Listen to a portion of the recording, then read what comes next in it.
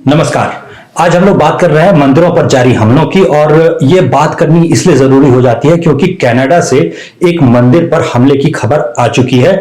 और ये हमला उस वक्त हुआ जब वहां पर वरिष्ठ नागरिकों के मदद के लिए, उनकी काउंसलिंग के लिए जो कागजी कार्रवाई उन्हें करनी पड़ती है, जो फॉर्म वगैरह उन्हें भरने पड़ते हैं, उनमें मदद के लिए उन्हें बुलाकर बिठाकर अंदर बिठाकर और उनसे फॉर्म वगैरह भरवाए जा रहे थे। और ऐसे वीडियो भी अब सामने आने लगे हैं जिससे पता चलता है कि आखिर मामला हुआ क्या था। तो सबसे पहले मामले को समझने की कोशिश की जाए तो यह मामला कोई पहला मामला नहीं है। ऐसा नहीं है कि यह पहली बार हुआ है और इसकी खबर हमारे पास आनी शुरू हो गई है। ये मामले जो है, इस तरह के मामले जो मंदिरों पर हमलों के मामले हैं, ये पहले भी जारी रहे हैं। अगर हम लोग सिर्फ कनाडा की बात करें तो कनाडा में पिछले वर्ष 2 ऐसे मंदिरों पर हमले हो चुके हैं। इसके अलावा आपको याद होगा कि एक क्रिकेट मैच में जीतने हारने के मामले पर लंदन में, इंग्लैंड में ऐसे हमले हो चुके हैं। ऐसे ही हमले आपको यूएस में देखने को मिले थे। ऐसे ही हमले आपको बांग्लादेश में कई बार देखने के लिए मिल चुके हैं। इस्कॉन मंदिर के जो पुजारी हैं वो कई बार कह चुके हैं कि हम पर बार बार हमले हो रहे हैं। दुर्गा पूजा के समय में वहां पर बांग्लादेश में कैसे हालात बने थे, ये हम सभी लोगों ने देख रखे हैं। तो मामला सिर्फ इतना हुआ है कि हमले पहले भी होते थे, लेकिन भारतीय लोग जो होते थे वो अंतरराष्ट्रीय मामलों पर उतना ध्यान देते नहीं थे। किसी और देश में हिंदुओं के साथ क्या हो रहा है इसकी बात नहीं की जाती थी। अब अचानक जब अंतरराष्ट्रीय मामलों की तरफ हिंदुओं का ध्यान जाना शुरू हो गया है, जब अपनी घर की स्थिति से वो थोड़ा सा निश्चिंत होने लगे हैं, तो वो ये भी देखने लगे हैं कि कहीं पड़ोसी भूखा तो नहीं सो रहा। तो जैसे ही ये देखना उन्होंने शुरू किया तो ये भी नजर आने लगा कि उन्हें समस्याएं क्या क्या हो रही हैं। और ये समस्याएं देखते ही एक एक करके अलग अलग देशों में हिंदुओं की क्या दशा है, इसकी स्थिति स्पष्ट होनी शुरू हो गई। तो हमारे सामने जो स्थिति है वो ऐसी नहीं है कि नई है, सिर्फ ये है कि हम उसे पहली बार देख रहे हैं। इससे पहले हमने उस पर ध्यान नहीं दिया था। अब सवाल यह उठता है कि खालिस्तानी तत्वों की इस मामले में इतनी रुचि क्यों है, या हिंदुओं पर हमले करने में खालिस्तानियों की गिनती इतनी बढ़ती क्यों जा रही है। इसका कारण बहुत सीधा सा है। गैंग्स यानी जो आपराधिक गिरोह थे, उनसे जुड़े हुए लोगों को नागरिकता देने में कनाडा ने कोई परहेज नहीं किया। जस्टिन ट्रूडो का एक बड़ा ही प्रसिद्ध सा बयान है जिसमें वो कहते हैं कि वो इमिग्रेंट्स को कैसे वेलकम करते हैं, मतलब शरणार्थियों का वो स्वागत कैसे करते हैं। तो वो कह रहे होते हैं कि शरणार्थियों का यहां स्वागत है, आप यहां आए, हमारे पास रहें, आप जैसे चाहें वैसे रह सकते हैं, आपकी जो भी मर्जी हो आप वो कर सकते हैं। इसका नतीजा ये हुआ कि आप अगर देखेंगे तो जस्टिन ट्रूडो का आप अगर देखेंगे इतिहास क्या है, तो इनके पिता काफी पहले के दौर में, 1980 के दौर में प्रधानमंत्री हुआ करते थे। और प्रधानमंत्री जब वो हुआ करते थे उस वक्त भी खालिस्तानी एलिमेंट्स जो थे वो कनाडा में इतने ही सक्रिय थे।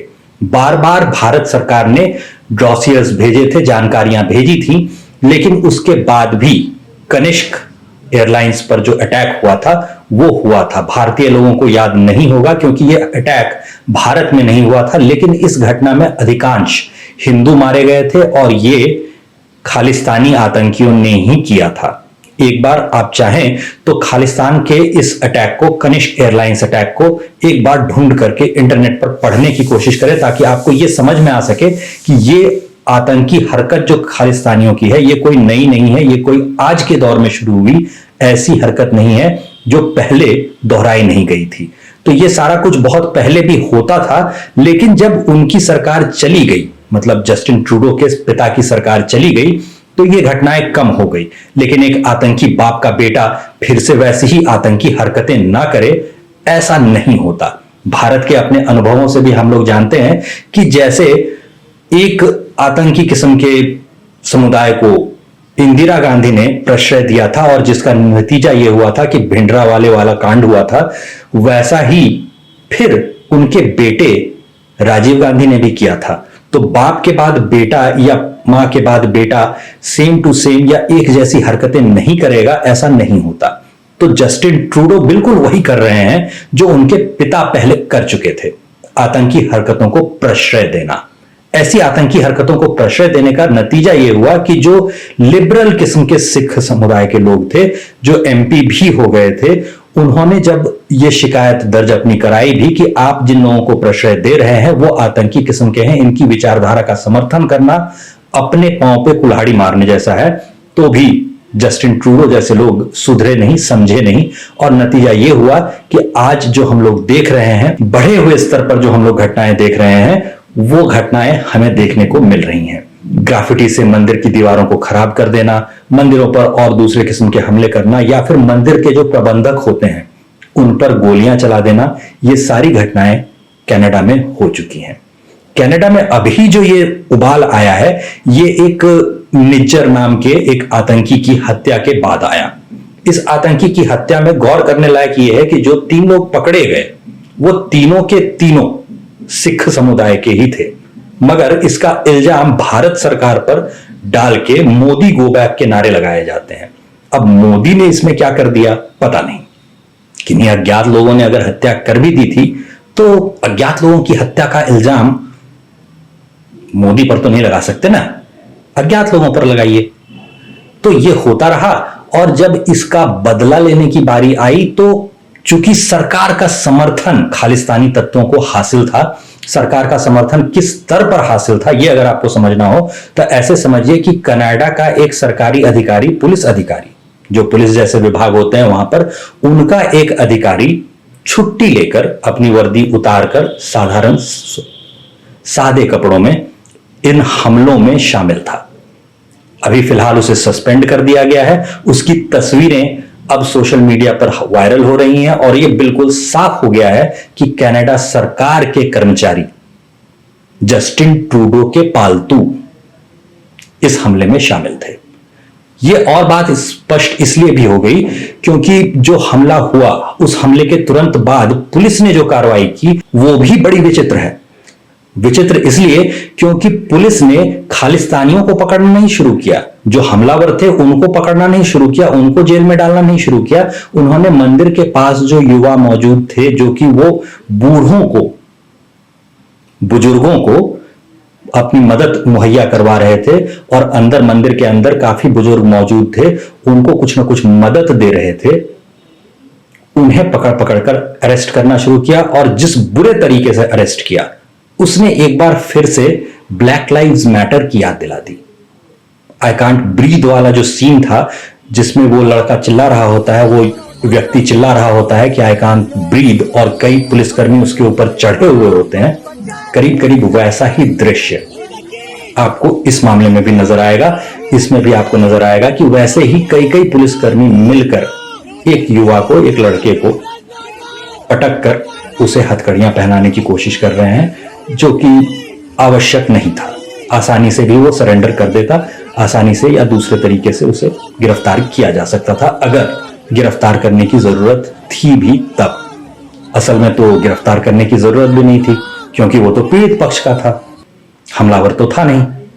जब आप मंदिर के अंदर की स्थिति देखेंगे तो उसने भी अपने ट्वीट में यह स्पष्ट किया है कि मंदिर के अंदर चल क्या रहा था। तो वहां आपको नजर आएगा कि जितने हिंदू वहां दिखाई देते हैं उतने ही तो पगड़ी वाले सिख नजर आ जाते हैं। तो सिर्फ हिंदुओं की मदद की जा रही थी ऐसा भी नहीं था, उस कम्युनिटी में कई सिख भी मौजूद थे।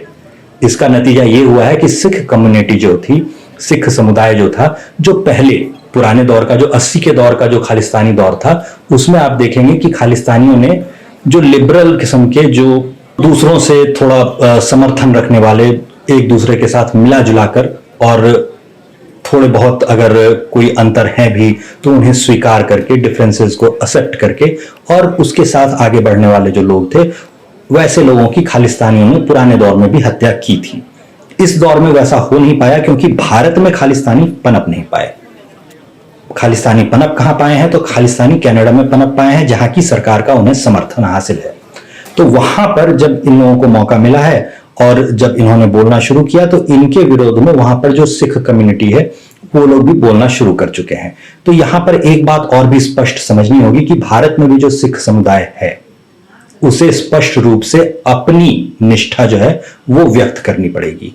एक साथ आप भिंडरा वाले जैसे किसी आतंकी का समर्थन भी करें और उसी समय आप ये भी कहें कि आप भारत के पक्ष में हैं, भारत के समर्थन में हैं, ऐसा नहीं चलता।